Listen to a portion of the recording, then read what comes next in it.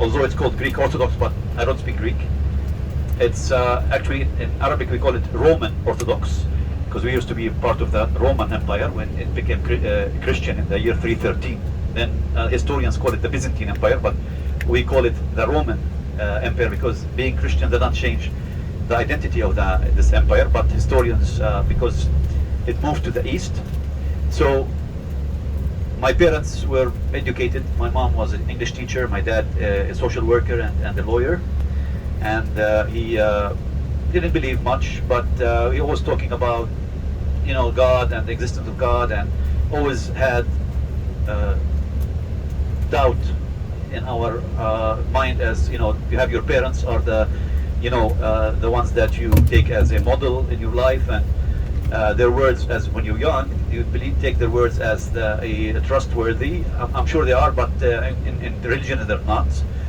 So, you know, when I was blessed going to an English school, a Christian school run by the church, so that's where I had encounter with the Bible, with Jesus, and even if I was a non-believer, I fell in love with him immediately when reading the stories.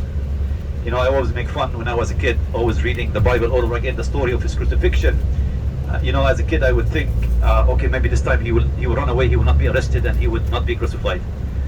But now, since 2010, when I became a believer, I know that this is part of the plan. That's why he was created. That's why he came to this earth, to actually redeem us. And we're blessed because what he did from this crucifixion. Now, enough with introducing myself, just going into the facts, boring facts. So we're in the city of Eilat. We're in the south.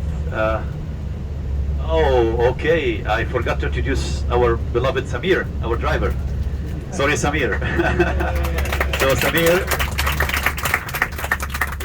although he has gray hair, but he's younger than me in 2 years. So Samir is an old driver. He's been driving how many years, Samir? 23 years. 31 years. So we're in good hands, especially when you see, I don't know, you were in Egypt, so you witnessed a lot of crazy drivers there, right? Here we're not better, so we have also a lot of crazy drivers. So you will be impressed with Samir at the end of the tour. You know, we have many tours with the drivers from Net Tours. They're very well-selected drivers, and every time I finish a group, they say, I have some members of the group that are bus drivers. They always say we'll never be able to drive in this country. But so you're in very safe hands. Samir is from Jerusalem. He's also a Christian believer. He's how many children, Samir? 4 children. He's better than me. I invested in quality. He's invested in quantity. No, I'm just kidding. I don't want him to be upset with me, Samir. We Christians, we don't have many kids. My neighbor is a Muslim, and he has 15 kids. I don't know if he memorized all their names. We have some Muslims that are married to 2 wives. In Islam, they can marry up to 4. Although in Israel, it's illegal to marry more than 1 wife. So they have a way how to do it. They manage to have 2 wives. So. No, we Christians, that's why we don't have many kids. Although my father's brothers and sisters were 7, but that's the average is around 1.5 per family. So we don't have many children, but and many of them are leaving. Many Christians, locals here, or they can trace their families for centuries here in this country. They are leaving, immigrating, leaving this country. Mostly they're very educated, the Christians. They invest in education in this country, and to say sadly, a lot of the people who, when it's always trouble, the first to immigrate, leave the country, will be the educated ones. So and of course we don't have a high rate of birth, so we are actually our numbers are every year they're less and less. So that's the situation. But Israel, there's around they're getting close to 10 million people in Israel. So I know some cities in Europe or in the US have more, maybe 20 million. Here, the whole country is less than 10 million. There are around 7.2 million Jews living in Israel, and Arabs around 2 million Arabs, including the 150,000 Christians. Israel is the only democratic country in the Middle East, and but it says in the laws, its basic laws, that it's a democratic but Jewish country. What do I mean by that? It's that we give equal rights to the citizens. So I have an Israeli citizenship because I was born in Galilee, in Israel. Most of East Jerusalem, they don't have citizenship. Israelis, they have, they call it a permanent residency. But the majority of the Arabs, the 2 million, have Israeli citizenship. So they have equal rights. Rarely we enjoy living here in this country. My cousin is a judge in Haifa in the north. He's a court and judge. A friend of my dad was a supreme. He retired now. He's a Christian supreme judge in the same Supreme Court, and a lot of equal opportunities for citizens. Christians in the Middle East, after the decline of the Byzantine Empire, the Christian Empire, they were actually a lot of discrimination, a lot of like they weren't actually living in an easy way of life. Most of the countries in the Middle East, but in Israel, we are really. I wouldn't change it for another country. That's my private opinion. Each people have different. So there are, for instance, a minority. The Christians are not, as I mentioned, they're not the only minority. We have the Druze, mainly in the Galilee villages. They left mainstream Islam in the 10th century AD. And there's also around close to 150,000, and they actually, in Israel, army is, you have to,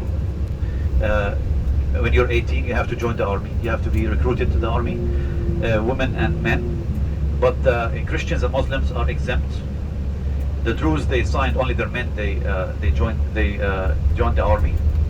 So they have more. Israel is trying to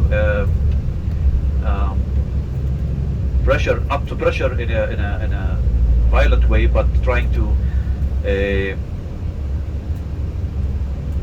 convince us to join the army now. But it's not obligatory. It's not mandatory. So Eilat, as you can see, we are passing the port of Eilat. This is on the Aqaba Gulf, part of the Red Sea, and so from most of the Far East, we receive all from much, especially cars. You can see all the imported, I think mostly Korean and Japanese cars. So this is where they bring the cars here, and they kept till they are shipped into the country. The country is a very small country, like less than 10 million. There's around the length of the country is 260 miles, and that's not a very. You can do it. You can drive from Eilat up to the Lebanese country border within 5 hours, 6 hours. You can be there. We are bordered from the majority of our west is the Mediterranean Sea, so we don't have an ocean. Around 170 miles long coastal lane from north, from Lebanon to Gaza Strip in the south. So Israel borders 4 Arab countries. From the north we have Lebanon and Syria. From the east we have Jordan. So Jordan has the longest border with Israel, all the way from the south of the Sea of Galilee, all the way to Aqaba here to the. You will see now on the other side the coast, the city of Aqaba, which is Jordanian, and also of course Egypt. You just crossed through the Taba crossing. So Israel also shares part of its border with Egypt. So city of Eilat, not a huge city. It's mainly beside the port. It's touristic. A lot of incoming internal tourism. They come here. Israel, even to attract the local tourism, all the merchandise here, the products are exempt from VAT, which is the 70% in this country. So to attract people to come here and to spend in a resort next to the Red Sea, and also do some shopping. A lot of people, they do that. They come and they spend the weekend here, and they fill their cars with clothing, electrical appliances, even groceries. Some of them they buy it from here to save money. And the gas, of course, the gas here is very cheap. In Israel, it's cheaper, not very cheap, because the gallon, it's around $8 here in this country. It's double the price in the US.